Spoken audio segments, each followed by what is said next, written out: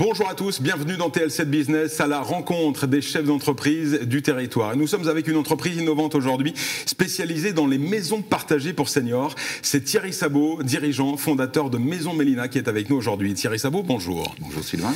Vous allez nous présenter Maison Mélina, une entreprise que vous avez créée en 2015. Fort de votre expérience dans le bâtiment avec Active Travaux, vous avez lancé un projet de colocation pour seniors en 2015. Expliquez-nous l'aventure Maison Mélina, qu'est-ce que c'est et d'où ça part? Eh ben, l'aventure Maison Mélina part d'un constat, c'est que aujourd'hui, il y a un manque entre le domicile et l'EHPAD, quoi. Et le but, c'est de créer une solution, une alternative à taille humaine, où le but, c'est de lutter contre la solitude. Oui. Voilà. Et si on veut lutter contre la solitude, on n'a pas 50 solutions, notamment en France, et ben, c'est de faire manger les gens ensemble. Oui. Donc notre modèle fait que nous mettons à disposition de nos colocataires, non pas des studios, mais des chambres, qui sont meublées avec salle de bain, etc. Mais tout l'aspect convivialité est généré autour du repas, c'est-à-dire que ce sont 3 personnes qui se relayent pour assurer l'intendance de nos 8 à 10 colocataires. Et les repas sont préparés sur place. Bien sûr, les repas sont servis à table à midi et à 19h à des horaires normaux, on va dire. D'accord ? Et puis, bien entendu, on s'occupe du reste de l'intendance, tout ce qui est ménage, lingerie, etc., quoi. Mais le point fort, c'est de recréer le lien familial autour du repas. Aujourd'hui, vous avez accompagné la création de plusieurs maisons partagées à travers la France, dont 4 dans la Loire et la Haute-Loire. Oui. C'est un concept évidemment qui s'inscrit dans un vide. Voilà, il y avait un véritable vide, vous en avez parlé. Comment vivent les colocataires? Qui sont vos colocataires et qu'est-ce qu'ils viennent chercher dans les maisons Mélina? Alors, nos colocataires, c'est souvent suite à un décès du conjoint, ou comme je vous l'ai dit tout à l'heure, le gros problème, c'est de lutter contre la solitude. Oui. Et rien de mieux que se retrouver en groupe pour ça. Alors, un groupe à taille humaine, comme notre modèle économique, nos maisons sont entre 8 et 10 colocataires. Derrière, c'est souvent des gens de 85 ans et plus, oui. D'accord. C'est une étape avant l'EHPAD, hein, on n'est pas là pour... c'est une alternative, et derrière, c'est soit parce que le domicile n'est plus adapté, soit c'est suite à une sortie d'hospitalisation, où le retour à domicile est compliqué. C'est un fonctionnement de locataires qui payent un loyer à Maison Mélina, c'est ça? Oui, c'est ça.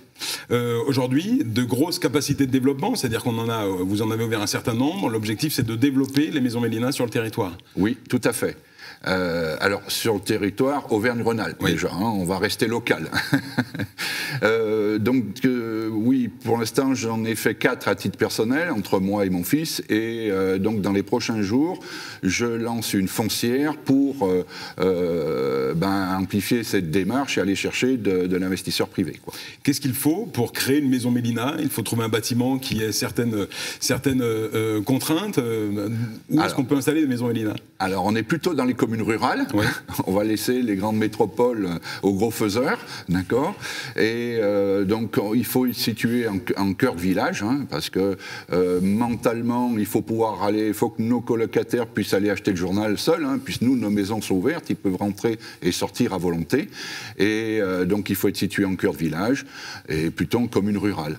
Alors, au niveau des bâtiments, si on prend les exemples des maisons actuellement ouvertes, Saint-Didier-en-Velay, c'est un ancien immeuble du seigneur de la Fressange du XVIe siècle. Saint-Just-à-Rambert, c'est une maison tout en pierre qui a été construite il y a une quinzaine d'années. Feur, c'est une maison qu'on a rachetée à la famille Guichard, qui était destinée à l'origine pour les chirurgiens ou les médecins de l'hôpital. Oui. Voilà. Et puis la dernière acquisition qu'on a faite, c'est à Saint-Chamond, où la famille Alain Prost a vécu à l'intérieur, quoi. Il faut plusieurs chambres et puis des espaces communs. Voilà, bien sûr. Alors c'est 8 à 10 chambres. Le modèle économique est basé sur ce point-là. Les chambres font entre 20 et 30 mètres carrés, puisque comme c'est de la réhabilitation de bâtiments existants, et ça c'est un des points forts de notre concept, c'est que chez nous toutes les maisons sont différentes et toutes les chambres sont différentes. Donc il y a une petite différence de prix par rapport à la taille de la chambre, bien entendu, d'accord. Et puis il y a à peu près, ce sont des biens d'environ 300 mètres carrés, il y a à peu près 100 mètres carrés en espace commun. Quel est l'accompagnement que vous proposez aux porteurs de projets qui souhaitent intégrer le dispositif de Maison Mélina ? Alors, l'accompagnement, c'est déjà par mon métier d'origine, puisque j'ai été pendant une quinzaine d'années contractant général, donc j'ai tout le savoir-faire de la réhabilitation d'un bâtiment existant. Forcément, en ayant des maisons en exploitation depuis plusieurs années, on sait comment ça fonctionne, ce qu'il faut faire et ne pas faire, éviter les erreurs, hein. C'est l'avantage d'un accompagnement. Oui. Voilà. Et puis, toutes les maisons aujourd'hui sont rentables et vivent correctement. Et ça, c'est un point important. Thierry Sabot, je voudrais qu'on parle de qualité de vie des locataires qui occupent les logements Maison Mélina. Comment vous les sentez, ces locataires, et véritablement, ça répond à une vraie attente, à une réponse à la solitude, on en parlait. Quel est l'état d'esprit qui règne dans une Maison Mélina ? Alors, il faut savoir que sortir de son domicile, c'est très compliqué, surtout à cet âge-là. Oui. Voilà.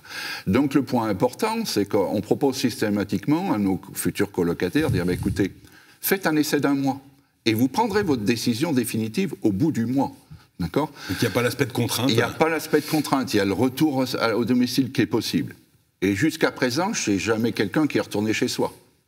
Donc je pense que ça résume bien la situation. Thierry Sabot, la tradition dans cette émission TL7 Business, c'est d'amener un objet, ce que vous n'avez pas fait.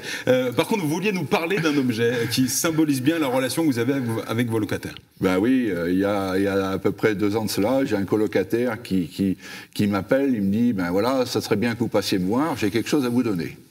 Et offrir un cadeau à son propriétaire, c'est quand même rare et un petit peu atypique. Oui. Et puis forcément, il m'a offert une paire de sabots, quoi. Ça veut bien dire qu'il y a un rapport particulier et vous avez répondu à une vraie problématique aujourd'hui. Oui. Le point important, c'est que les relations entre locataire et propriétaire n'ont rien à voir avec une location classique, où on va se contenter de faire un état des lieux d'entrée, un état des lieux de sortie. C'est à peu près les 2 seules fois où on va voir le locataire s'il paye correctement son loyer, j'entends. Mais là, forcément, le propriétaire, il passe au moins 1 fois par mois dans la maison pour voir si tout va bien, etc., etc. C'est des relations qui n'ont rien à voir, quoi. Merci beaucoup Thierry Sabot. Pour vous contacter, pour discuter rapport, etc., pour les éventuels investisseurs, on vous trouve sur les réseaux sociaux, sur Internet évidemment. Bien sûr. Merci 1000 fois Thierry Sabot, fondateur de Maison Mélina.